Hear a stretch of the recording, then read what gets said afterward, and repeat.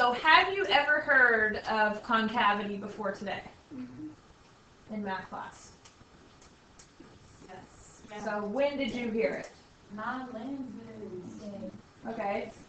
What about geometry? What was the other thing besides concave? Convex. Convex. Now we could be using those terms, we're not, okay?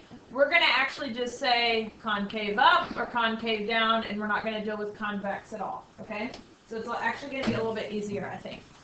So if we have differentiable, okay, something we can take the derivative of, and they said the graph of f is concave up if f prime is increasing. So what this means is you're not, watch what I'm about to do with my pen, you're not just increasing, okay? Yeah, you're increasing. Whoa, that was a really big erase bubble. But you're increasing at an increasing rate. This is like acceleration. So concave up could also look like this. Okay, so we say concave up like a cup. Okay? That's f prime increasing. That means as you go from left to right, the slope is getting bigger. Okay? Concave down, we can say concave down like a frown. All right? Sometimes it looks like this, sometimes it looks like this. It doesn't have to be like a little tiny parabola, but it definitely has to be bent down. Okay? And that's when f prime is decreasing. So think, when you see f prime, think slope. The slope is decreasing. The slope is getting smaller. And remember, as you go negative and more negative, that is decreasing. So like -1, -2, -3, -4, that's decreasing. So here's another way of looking at it. If f prime is increasing, then what is happening to its derivative?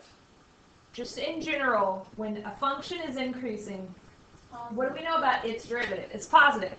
So when f prime is increasing, f double prime is positive. All right, so what this is now going to do is relate concave up to a positive second derivative. All right? If f prime is decreasing, all right, if something is decreasing, then its derivative, the double derivative, f double prime, is negative. Okay, so now we have f double prime being negative for concave down. Okay, here's another way of looking at it. If f is concave up, then let's see what happens with its tangent line. Okay, so out here to the side, draw a little concave up graph. Pick any point you want and draw a tangent line. So you have a tangent and then you have a curve of f. Where is the graph of f in relationship to the tangent? Would you say below or above? Above. And that's going to be a rule. You don't have to memorize this rule. You can draw this little picture and figure it out. Okay? So if f is concave down, let's draw a little concave down graph. Pick any point you want. It doesn't really matter where you pick the point. That tangent line is up here. The graph of f is below the tangent line. Okay, I have a question. Yeah. It might be really dumb, but like, so the derivative is the tangent, but The first derivative is the tangent. right, aren't there multiple tangents? Yes, there are. And they're So all above or below. I just drew one. Okay, so that's why it's saying that, like, to find the tangent at a specific point, you gotta plug it in here. Yeah. All right, now if you look at this picture, hopefully you have some idea. You may not understand concavity perfectly, but you have some idea of what concave up and concave down is, hopefully. All right, so this is an open interval, so let's just go ahead and put arrows here.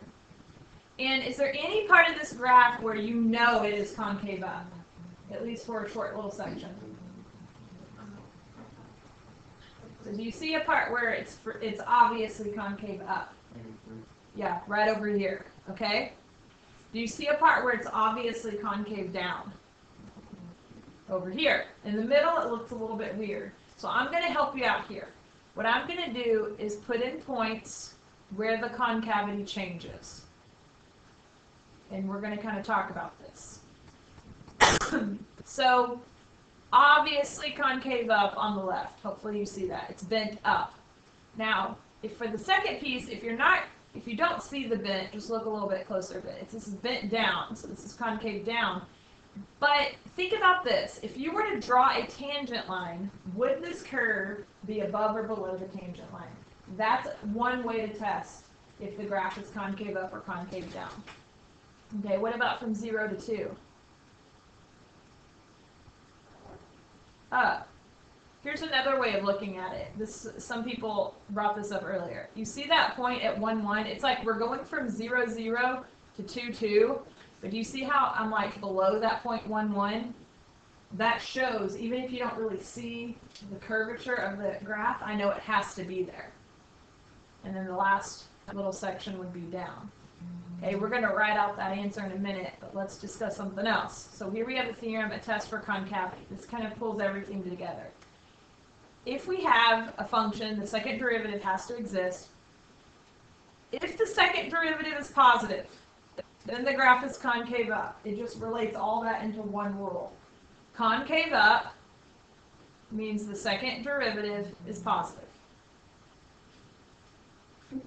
Concave down means the second derivative is negative. So in this chapter, we had not yet talked about second derivatives. This is what the second derivative tells you about the function. All right, now if I'm talking about where the second derivative is positive or negative, what's happening at these points? What is the second derivative at this point? The moment it changes from positive to negative, it hits what number? 0. So the second derivative at these points is 0, or it could be undefined in a certain problem.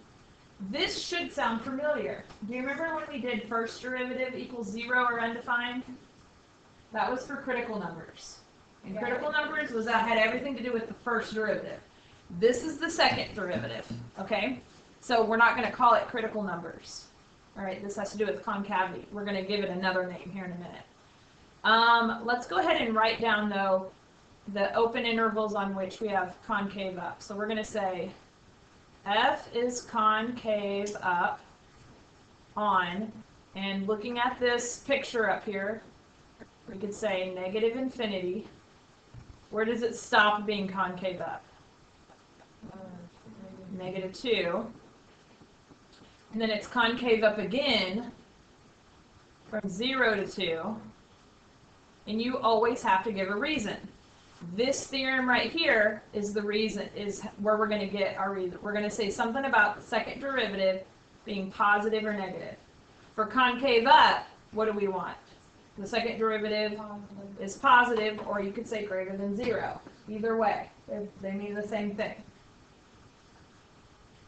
So this, you should be looking at this saying, this is a lot like what we already did, just with the second derivative. You're right. That's good and bad. It's good because you're comfortable with it. It's bad because it's now going to be easy to get these two things mixed up. But we'll practice. So can you tell me what the second one should say? F is concave down on what interval?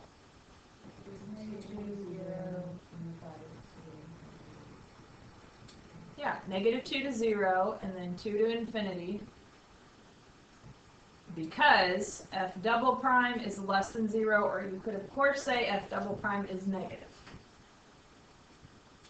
All right, so the only thing I've left out is, well, what do we call these things that we said weren't quite critical numbers? We call them points of inflection. So let's label that on the graph first of all. These points of inflection are where the graph changes from concave up to concave down, or concave down to concave up. So the point of inflection, if the tangent line exists at a point where the graph changes concavity, that point is called a point of inflection. In other words, f double prime changes signs.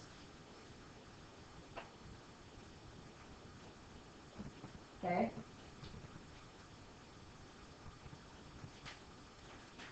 So let's look at one more theorem, and then we're going to move to an example. So this theorem has specifically to do with points of inflection. It says if we have this point, it is a point of inflection if f double prime of c, or sorry, if we have a point of inflection, then for sure f double prime of c or equals 0 or is undefined. This does not necessarily work the other way around. Meaning, do you remember before how when I said if you have a relative max or min, then the first derivative is 0.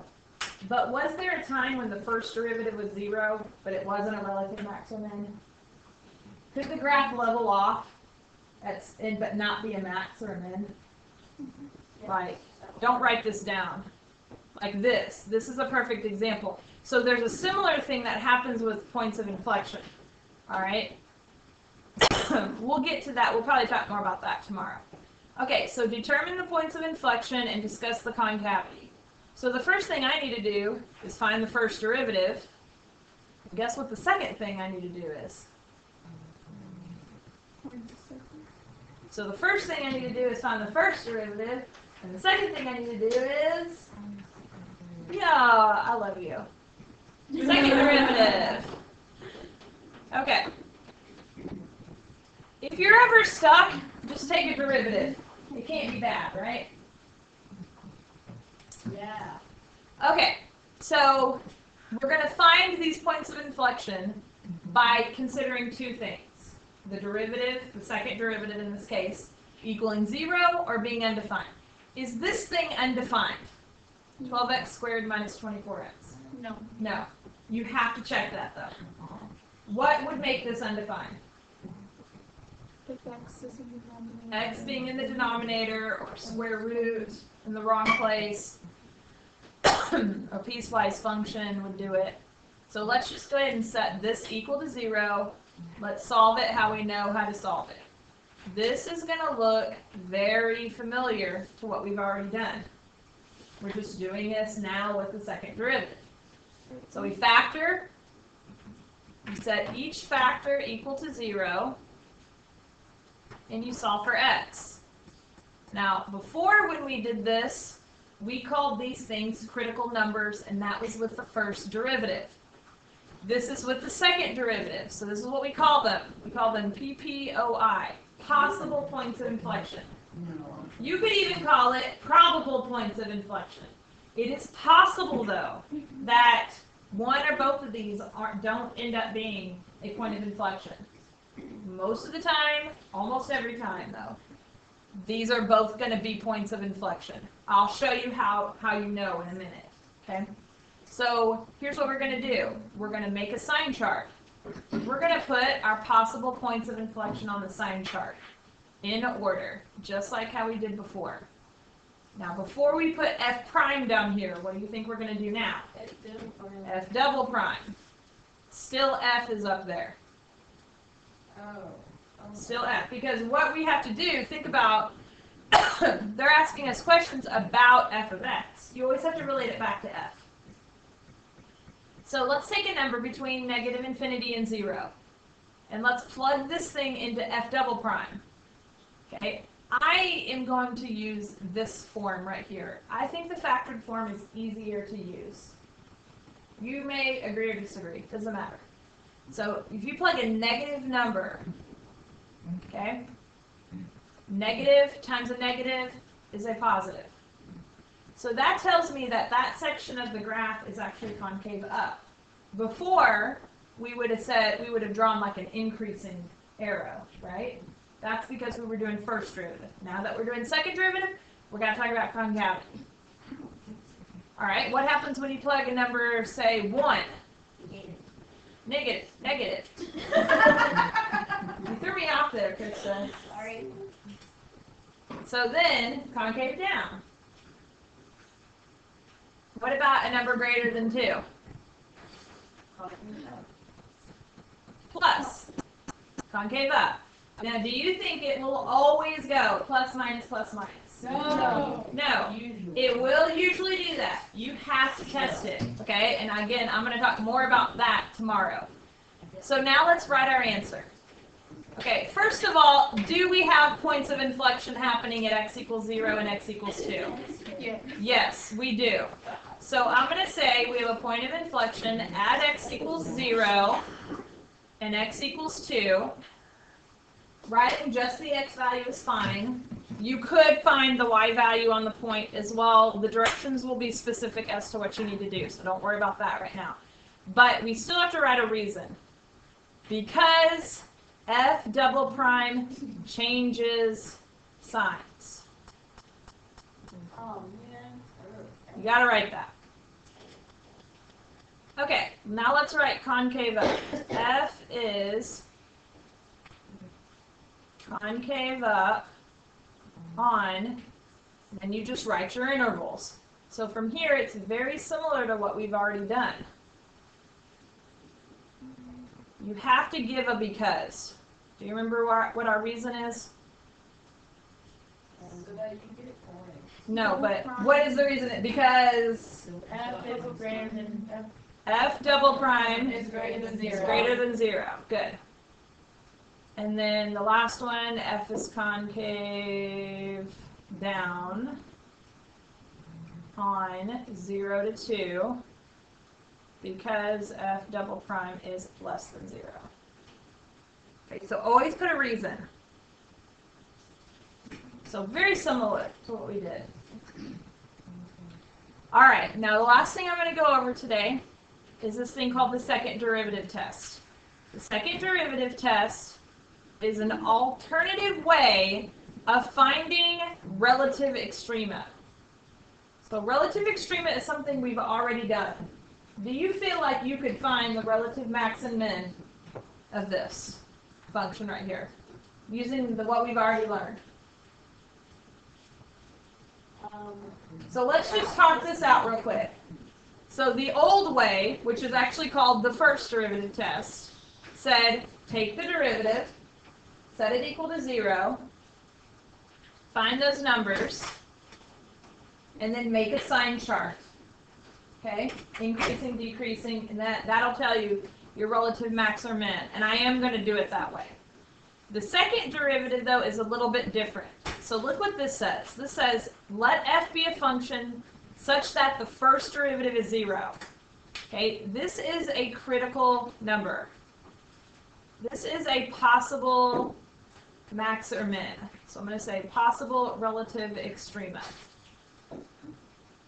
I mean, think about it. When the slope is 0, that could be a relative max or min, right? So that's given to you, okay? Then the second part says, well, okay, let's say we have a critical number. And then let's say the second derivative is positive. So what do we know new today? Second derivative positive, what does that mean? Concave up. So let's draw a little picture of concave up. So do you see a place on this concave up piece of graph where the slope is 0? We can even just put slope right there. Do you see where the slope is 0? Yes. Okay, plot that point. Do you see now how that is a relative min? You see it by the picture. So let's try this again for a second one. F double prime is negative. That means we have concave down. Remember that they told us that the slope was 0 at some point, and that's the point I'm talking about. So do you see on this concave down piece of graph that the slope is 0 right up here at the relative max? So this theorem right here is really kind of combining what we're doing new today and what we already learned. So it's using both the first and the second derivative. By the way, if the second derivative is not positive or negative, then the test fails, because that means that we have a critical number also at a point of inflection, and that's weird. All right, so let's not worry about that. Let's just go on with the problem. So when it says use the second derivative test, that means you need to find the first derivative. And you should not be copying me right now. You should know how to do this derivative and be sure that you're right. You don't need to copy down what I'm writing. You can do that derivative. All right? And I am going to have to set that first derivative equal to 0 and solve for x. So let's go ahead and do that. We solved this by factoring out a negative 15x squared And I'm left with x squared minus 1. Can this be factored further? Yeah. X minus 1, x plus 1. So my critical numbers, and this is all review. Like this little piece of what I'm doing, this could have been on your last test. So I have 3 critical numbers. Now, using the old way, the first derivative test, I would just do a sign chart and move on with my life. But for this problem, it's saying use the second derivative. So we're just going to be good boys and girls and do it the way they told us to do it. Okay? So we need to find the second derivative. So what would the second derivative be?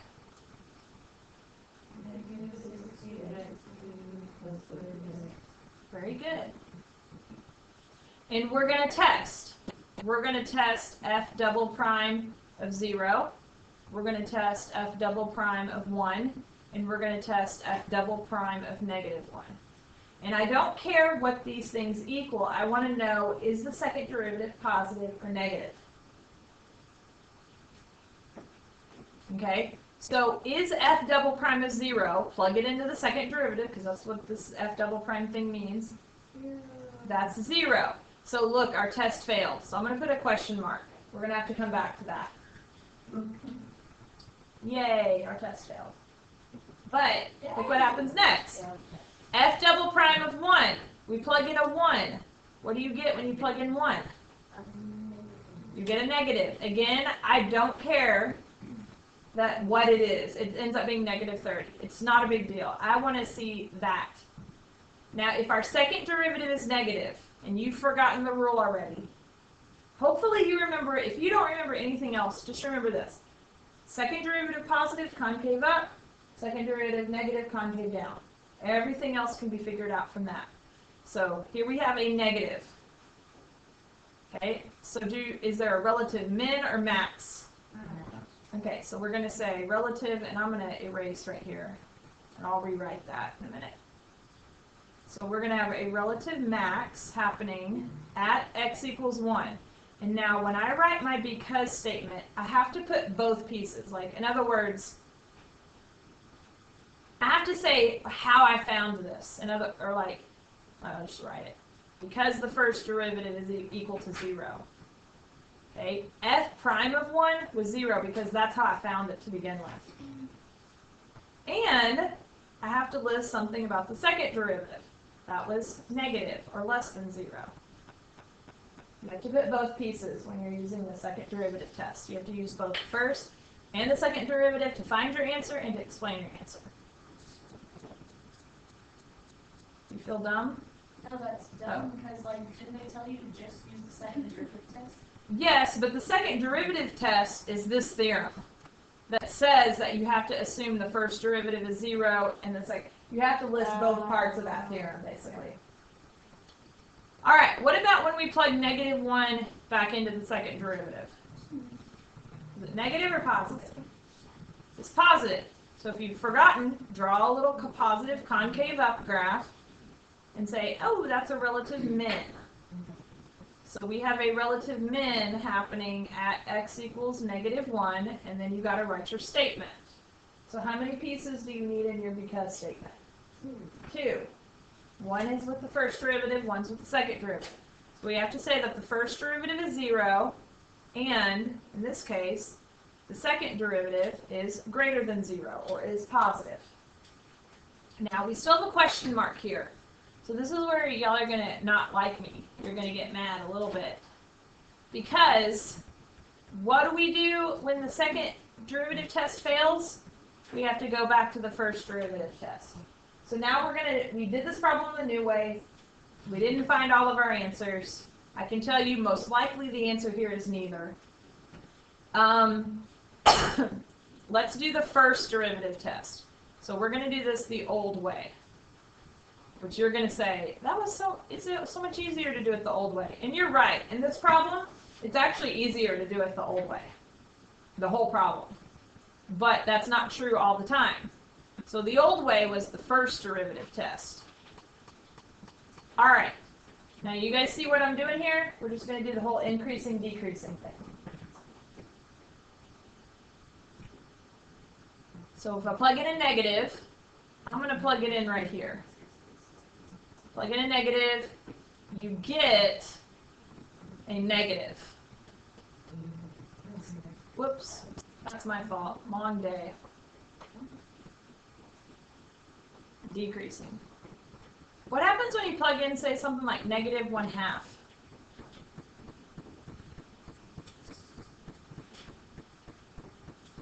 Don't wait for the answer. Like, really think through it, because you're going to get better at it the more you think through it.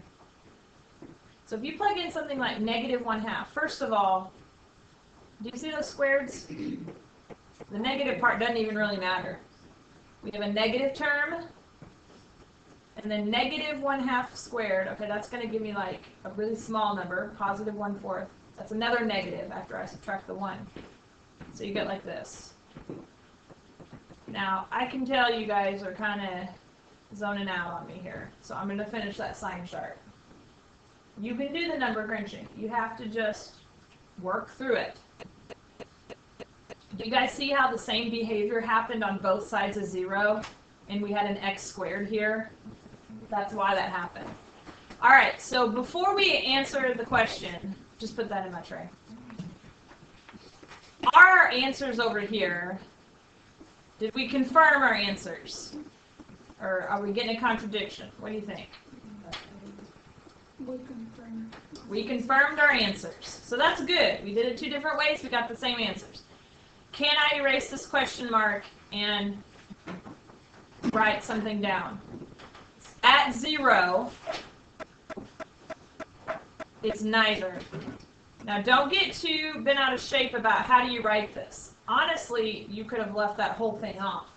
Because if I say find the relative extrema, you don't have to tell me where it's not. You just have to tell me where it is. Okay? Unless I specifically say, explain why x equals 0 is not a relative extrema. There are going to be times in the near future when the second derivative test is way easier than the first. So there is a reason we're doing this. Okay? If I just say, find the relative extrema, I don't care which way you use it. You can do either one. Okay, let's finish this up. If the graph of f is concave up, and f prime of c equals 0, then f of c must be a what of f? Your choices are relative min or relative max. Relative min. What are you going to do if you get it mixed up? You're not quite sure what it is. You don't remember the rule. What could you do to figure it out? Draw a picture. Draw concave up. Find where the slope is 0 and say, oh, that's a relative min. Isn't that nice? So what goes in the last blank? Relative max. Homework.